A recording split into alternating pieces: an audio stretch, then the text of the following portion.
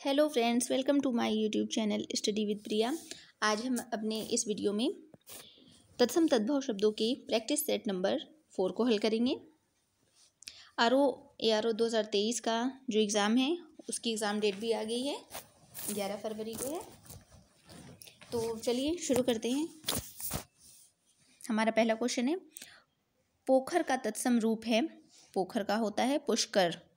Option A सही है इसका, 23 का ऑप्शन नंबर ए। अगला प्रश्न है 124 नंबर क्वेश्चन, दाहिना का तत्सम रूप है दक्षिण। ऑप्शन नंबर बी सही है इसका। अगला हमारा प्रश्न है 125 क्वेश्चन नंबर, सुई का तत्सम रूप है सूची। Option number C. फ्रेंड्स, सुई का तत्सम सूची और सूचिका दोनों होता है। जो भी ऑप्शन आपका अवेलेबल होगा आप उसको टिक कर देंगे। अगला हमारा प्रश्न है 126 नंबर, हस्त का तद्भव है। हस्त का मतलब तद्भव होता है हाथ। ऑप्शन नंबर ए सही है। हस्त का तद्भव हाथ है, हाथी का तत्सम हस्ती है, याद रखिएगा। अगला हमारा प्रश्न है 127 क्वेश्चन नंबर, अधोलिखित में से कौन सा शब्द तत्सम नहीं है। ऑप्शन नंबर डी, हाथ। यह तत्सम नहीं है, हाथ इसका तत्सम हस्त होता है। अगला है हमारा प्रश्न 128, ससुर शब्द का तत्सम रूप होगा। तो ससुर शब्द का तत्सम रूप क्या होगा? ऑप्शन इसमें देखिए, ए भी गलत है, ये भी गलत है। आगे देखते हैं, ऑप्शन नंबर सी, स्वसुर। अगला हमारा प्रश्न 129, निम्नलिखित शब्दों में से कौन सा शब्द तद्भव है। इसमें तद्भव बताना है। इसमें ससुर, ससुर अभी हमने देखा था ना, ससुर क्या है? तद्भव है, और इसका तत्सम क्या होता है? स्वसुर होता है। जबकि कृष्ण, गायक, यूथ, ये सब तत्सम शब्द हैं। इसमें देखिए व्याख्या में बताया गया है, कृष्णा शब्द कान्हा और किशन का तत्सम है, और गायक गवैया का तत्सम है, यूथ शब्द जत्था का तत्सम है। अगला है 130, इनमें से तत्सम शब्द का चयन कीजिए। दिन। ऑप्शन नंबर बी इसका सही है। दिन तत्सम, दिन और दिवस ये दोनों ही तत्सम शब्द होते हैं। इसमें बताया भी गया होगा, दिन और दिवस दोनों ही तत्सम शब्द हैं।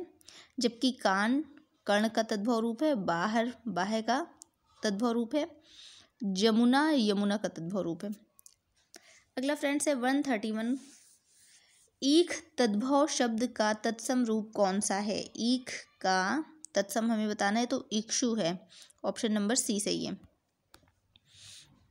132, निम्नलिखित में से तद्भव शब्द अटारी का तत्सम रूप होगा। अट्टालिका। ऑप्शन नंबर डी सही है। अगला हमारा प्रश्न है 133, निम्नलिखित शब्दों में से तद्भव शब्द का चयन कीजिए। ऑप्शन नंबर बी सही है, बंदर। ये तद्भव शब्द है, जबकि पवन, वानर और भ्रमर ये सब तत्सम है। भ्रमर का तद्भव हो गया भौरा। पवन का तत्सम, पवन शब्द तत्सम है, इसका तद्भव हो गया हवा। ओके। अगला हमारा क्या है, इनमें से तद्भव है, इनमें बताना है तद्भव कौन सा है। वानर हो गया तत्सम, पवन हो गया तत्सम, पर्यंक भी हो गया तत्सम, बंदर ही तद्भव है। अगला हमारा है 135 नंबर क्वेश्चन, तद्भव से तद्भम बने, तद्भव से तत्सम बने सही शब्द युग्म को चिन्हित कीजिए। ये भी हाथ था हाथ, ये नहीं होता। रत्ता रात नहीं होता। पत्र का पत्रक, ये सही है। नच्चा का नाच, ये भी गलत है। इसमें ऑप्शन नंबर सी सही है। पढ़ लेते हैं और देखिए, पत्ता का पत्र सही है। हाथ का क्या होता है? हस्त होता है। रात का रात्रि, नाच का नृत्य। अगला हमारा 136, आखर शब्द का तत्सम रूप कौन सा है? अक्षर। अक्षर। ऑप्शन बी सही है। 137 क्वेश्चन नंबर, निम्नलिखित शब्दों में से तत्सम शब्द कौन सा है? तत्सम, अकाज अकार्य होता है इसका तत्सम, तो सिख शिष्य होता है। अनिकाणी होता है, तो ऑप्शन नंबर हमारा होता है सही, ऊंच। उच्च। उच्च का क्या होता है तद्भव रूप? ऊंचा। ऑप्शन नंबर ए सही है। अगला हमारा प्रश्न है, निम्नलिखित शब्दों में से तद्भव शब्द कौन सा है?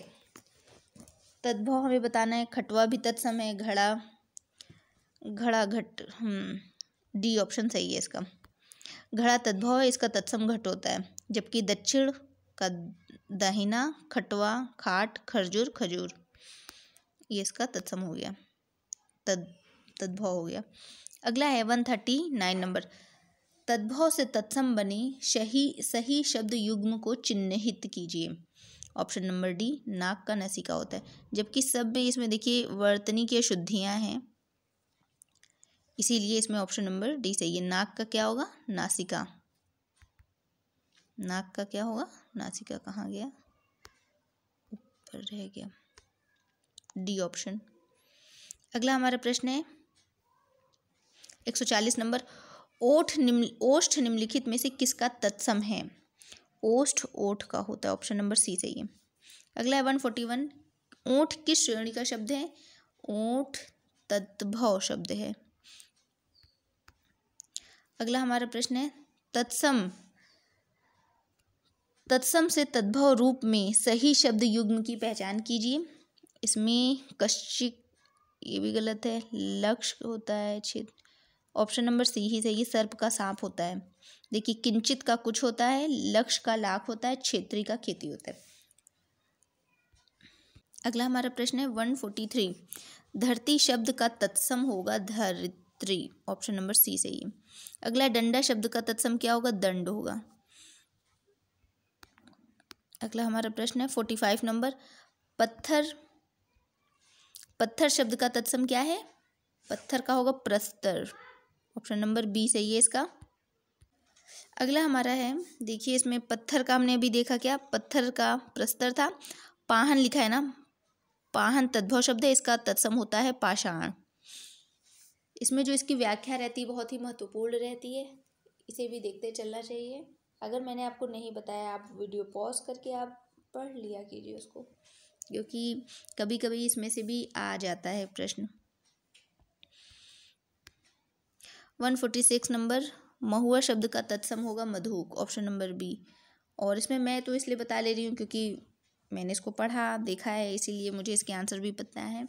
और कोशिश कीजिए कि तत्सम तद्भव शब्दों को बार बार देखिए, ज़्यादा इसमें मेहनत नहीं लगती, जल्दी याद हो जाता है। प्रैक्टिस सेट सॉल्व करते रहेंगे तो अच्छा रहेगा आपके लिए, आपको प्रैक्टिस सेट सॉल्व करते करते भी याद हो जाएगा। इसमें आपको आसानी से नंबर मिल जाएंगे, मैंने बताया ना 55 से 57 नंबर मिलना बहुत ही आसान है हिंदी में। अगला देख लेते हैं मधुक हो गया, मधुप तथा मधुकर भौरा को कहते हैं, और भौरा का तत्सम रूप भ्रमर होता है। ठीक। 147, सियार का तत्सम क्या है?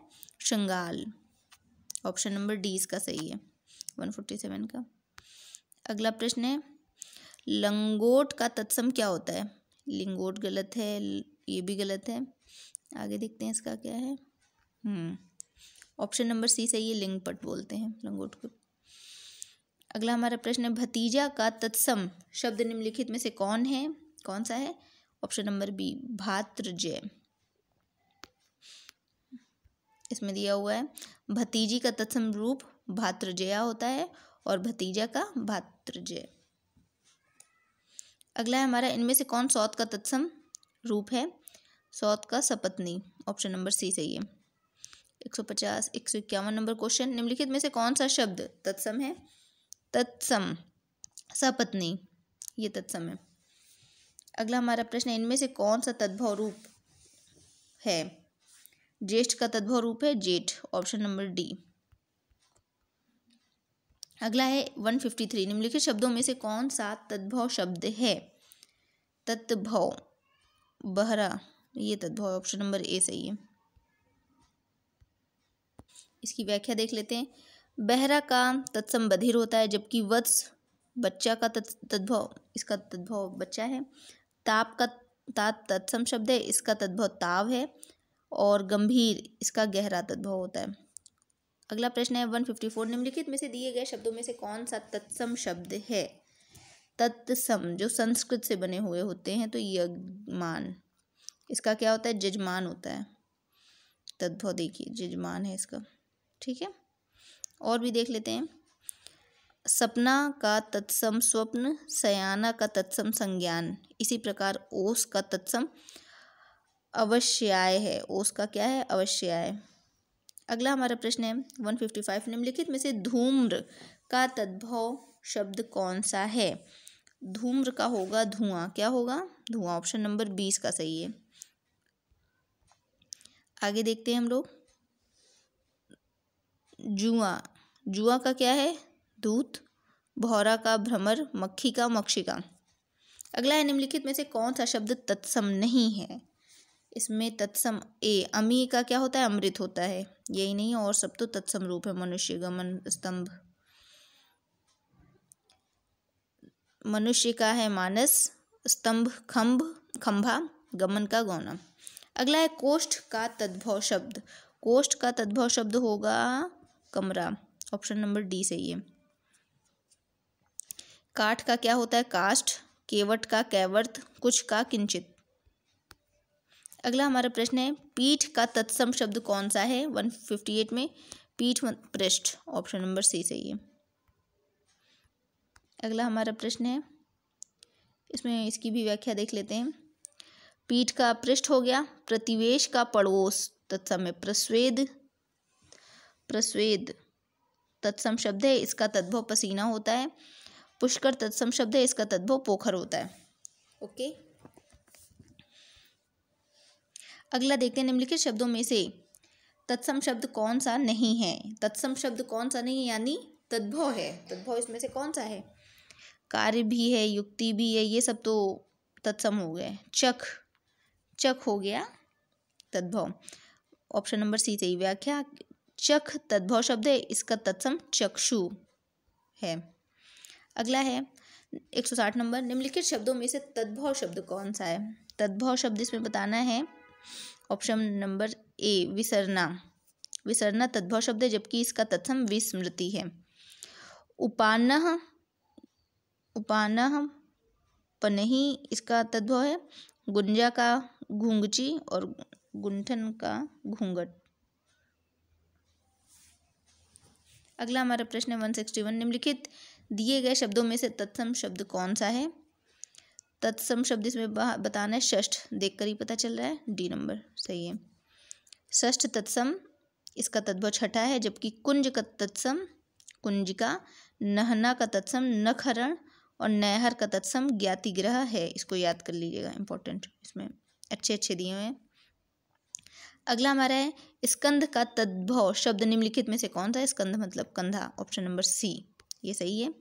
स्कंध का तद्भव शब्द कंधा है, जबकि स्तंभ, स्तंभ का तद्भव रूप खंभा है। अभ्यंतर का तद्भव भीतर और चौपाई का तत्सम चतुष्पद है। फ्रेंड्स, तो ये आज का हमारा वीडियो है। आपको कैसा लगा प्लीज़ कमेंट बॉक्स में ज़रूर बताइएगा। तब तक के लिए धन्यवाद।